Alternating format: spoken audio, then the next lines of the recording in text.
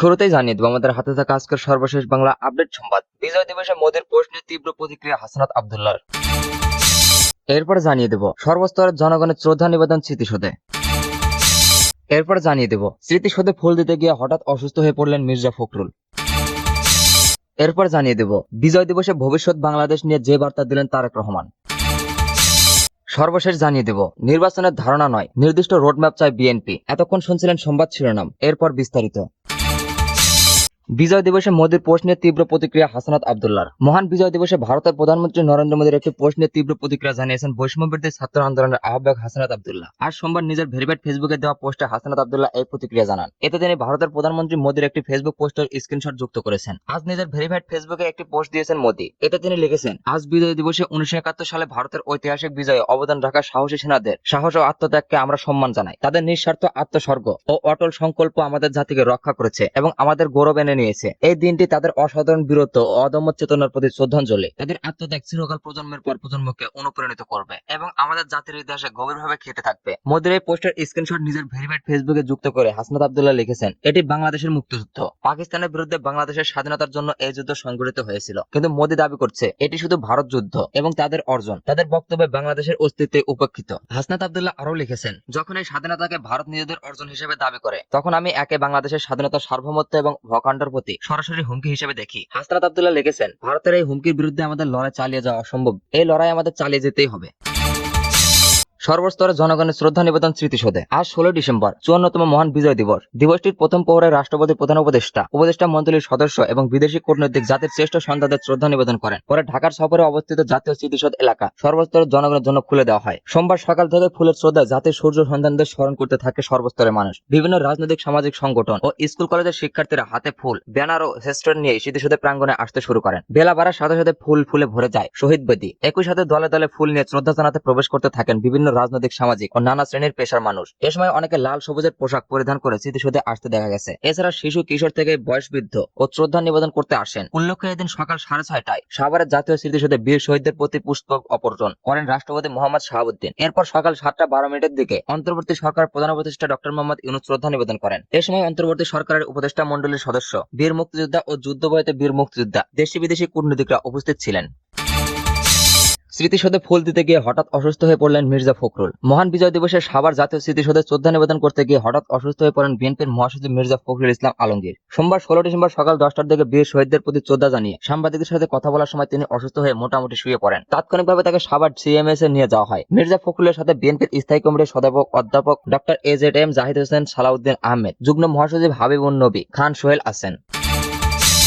বিজয় দিবসে ভবিষ্যতে বাংলাদেশ নিয়ে যে বার্তা দিলেন তারেক রহমান। বিজয় দিবস 16 ডিসেম্বর উপলক্ষে ভবিষ্যৎ বাংলাদেশ নিয়ে একটি বার্তা দিয়েছেন বিএনপির ভারপ্রাপ্ত চেয়ারম্যান তারেক রহমান। সোমবার নিজের ভেরিফাইড ফেসবুক অ্যাকাউন্টে থেকে দেওয়া একটি ইংরেজি পোস্টে এমন বার্তা দিয়েছেন তিনি। পোস্টটি হুবহু তুলে ধরা হলো, ফ্যাসিবাদ মুক্ত পরিবেশ পালিত এই বিজয় দিবস অবশ্যই আরো আনন্দের, গৌরবময় এবং তাৎপর্যপূর্ণ। আমি দৃঢ়ভাবে বিশ্বাস করি যে ভবিষ্যতে বাংলাদেশের প্রতিটি স্বাধীনতা ও বিজয় দিবস জনগণের প্রতি রাষ্ট্র ও সরকারের দায়িত্বের অঙ্গীকারের প্রতীক হবে। বৈষম্য ও বিভেদমুক্ত বাংলাদেশ গড়তে এই ঐক্যকে কাজে লাগাতে হবে। আমাদের মনে রাখতে হবে, জনগণের ক্ষমতায়ন ছাড়া জাতীয় ঐক্য শক্তিশালী বা টেকসই হতে পারে না। রাষ্ট্র ও রাজনীতিতে গুরুত্বপূর্ণ পরিবর্তন শুনতে জন্য সংস্কার অনিবার্য। অন্তর্বর্তী সরকারের ব্যবহারিক রোডম্যাপ এটিকে অর্জনের পরিকল্পনা করেছে এবং প্রয়োজনীয় সময়সীমা জানার অধিকার জনগণের রয়েছে। স্বৈরাচার ও ফ্যাসিবাদের পরিবর্তন থেকে রাষ্ট্র ও সরকারকে রক্ষা করার জন্য দৈনন্দিন অনুশীলনে একটি গণতান্ত্রিক রাজনৈতিক সংস্কৃতি গড়ে তোলার নিয়ম ও বিধান চলে মেনার মতোই গুরুত্বপূর্ণ। একটি পাবলিক মডারেটরের মাধ্যমে জনগণের আকাঙ্ক্ষা প্রতিফলিত করতে প্রতিশ্রুতিবদ্ধ নির্বাচিত প্রতিবেদনের সমন্বয়ে গঠিত একটি সংসদ রাষ্ট্র ও সমাজ উভয় ক্ষেত্রেই গণতান্ত্রিক শাসনের ভিত্তি হিসেবে কাজ করে। জনগণের রাজনৈতিক ক্ষমতা সত্যিকার অর্থে সুরক্ষিত হয় যখন একটি জবাবদিহিমূলক সরকার এবং কার্যকর সংসদ মিলেমিশে কাজ করে। পোস্টের সঙ্গে বাংলাদেশের পতাকার একটি জিপ ছবিও সংযোগ করেন তিনি, যেখানে পথ পথ করে উঠছে বাংলাদেশের লাল সবুজের পতাকা। নির্বাচনের ধারণা নয়, নির্দিষ্ট রোডম্যাপ চাই বিএনপি। জাতীয় নির্বাচনের ধারণা নয়, নির্দিষ্ট রোডম্যাপ চাই বিএনপি। জাতীয় উদ্দেশ্যে ভাষণে অন্তর্বর্তী সরকারের প্রধান উপদেষ্টা ডক্টর মোহাম্মদ ইউনূসের নির্বাচন নিয়ে বক্তব্যের প্রতিক্রিয়া বিএনপির স্থায়ী কমিটির সদস্য সালাউদ্দিন আহমেদ বলেছেন, প্রধান উপদেষ্টা নির্বাচনের একটি ধারণা দিয়েছেন, কিন্তু বিএনপির ধারণা নয়, নির্দিষ্ট রোডম্যাপ চেয়েছে। স্থায়ী কমিটির উপর সদস্য মির্জা আব্বাস বলেছেন, সরকার দ্রুত সময়ের মধ্যে জনগণের ভোটাধিকার ফিরিয়ে দেবে। মহান বিজয় দিবস উপলক্ষে সোমবার সকালে শেরেবাংলা নগরে বিএনপির প্রতিষ্ঠাতা ও সাবেক রাষ্ট্রপতি জিয়াউর রহমানের মাজারে শ্রদ্ধা নিবেদনের পর বিএনপি নেতারা এসব কথা বলেন। নির্বাচন নিয়ে প্রধান প্রধান উপদেষ্টার বক্তব্যে স্বাগত জানিয়ে মির্জা আব্বাস আরো বলেন, ফ্যাসিস্ট হাসিনার পতনের পর জনগণের চাওয়া একটি সুষ্ঠু নির্বাচন এবং গণতান্ত্রিক সরকার প্রতিষ্ঠা। তাই অতি দ্রুত সংস্কারের কাজ সম্পন্ন করে নির্বাচনের মাধ্যমে জনগণকে একটি গণতান্ত্রিক সরকার উপহার দিতে হবে। উল্লেখ্য, ছাত্রজনতার অভ্যুত্থান পরবর্তী প্রথম মহান বিজয় দিবস উপলক্ষে আজ সোমবার জাতির উদ্দেশ্যে ভাষণ দেন প্রধান উপদেষ্টা ডক্টর মোহাম্মদ ইউনূস। নির্বাচন প্রসঙ্গে তিনি বলেন, মোটা দাগে বলা যায় 2025 সালের শেষের দিকে 2026 সালের প্রথমার্ধের মধ্যে নির্বাচনের সময় নির্ধারণ করা যায়। তিনি বলেন, আমি সকল প্রধান সংস্কারগুলো সম্পন্ন করে নির্বাচনের আয়োজন করার ব্যাপারে বারবার আপনাদের কাছে আবেদন জানিয়ে এসেছি। তবে রাজনৈতিক ঐক্যমতের কারণে আমাদের যদি অল্প কিছু সংস্কার করে ভোটার তালিকা নির্ভুলভাবে তৈরি করা ভিত্তিতে নির্বাচন সম্পন্ন করতে হয়, তাহলে 2025 সালের শেষের দিকে নির্বাচন অনুষ্ঠান হয়তো সম্ভব হবে। আর যদি এর সাথে নির্বাচন প্রক্রিয়া এবং নির্বাচন সংস্কার কমিশনের সুপারিশের পরিপ্রেক্ষিতে এবং জাতীয় ঐক্যমতের ভিত্তিতে প্রত্যাশিত মাত্রার সংস্কার যোগ করি, তাহলে অন্তত আরো 6 মাস অতিরিক্ত সময় লাগতে পারে। মোটা দাগে বলা যায় 2025 সালের শেষ দিকে 2026 সালের প্রথমার্ধের দিকে নির্বাচনের সময় নির্ধারণ করা যায়।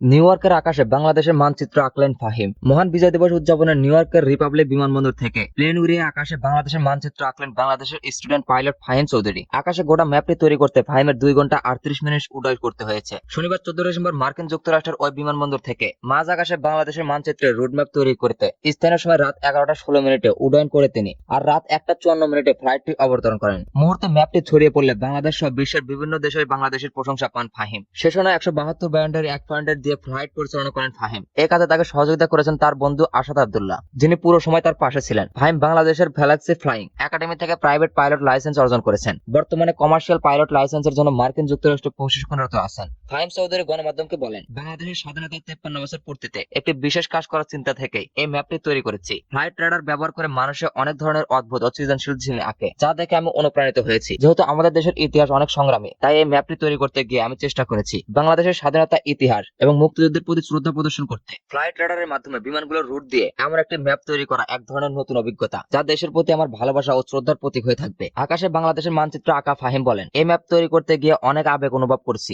বাংলাদেশের স্বাধীনতার ইতিহাসের মনে পড়লে আমাদের মুক্তিযুদ্ধের যে ত্যাগ ও সংগ্রাম, তা কখনোই ভুলে যাওয়া উচিত নয়। এই ম্যাপের মাধ্যমে আমি আমাদের শহীদ মুক্তিযোদ্ধার প্রতি শ্রদ্ধা নিবেদন করতে চেয়েছি। তারা যে আত্মত্যাগ করেছে, তার দেশের প্রতি আমার ভালোবাসাকে আরো গভীর করে তোলে। স্বাধীনতা অর্জনের পেছনে যে পরিমাণ কষ্ট, ত্যাগ আর সংগ্রাম ছিল, তা ভেবে আমি সত্যিই গর্বিত। দেশ এবং প্রবাসের সকল খবর সবার আগে দেখতে আমাদের চ্যানেলটি সাবস্ক্রাইব করে রাখুন। এবং আপনি কোন জেলা থেকে আমাদের খবরটি দেখছেন বা পড়ছেন, সেটি চাইলে আমাদের কমেন্ট করে জানাতে পারেন।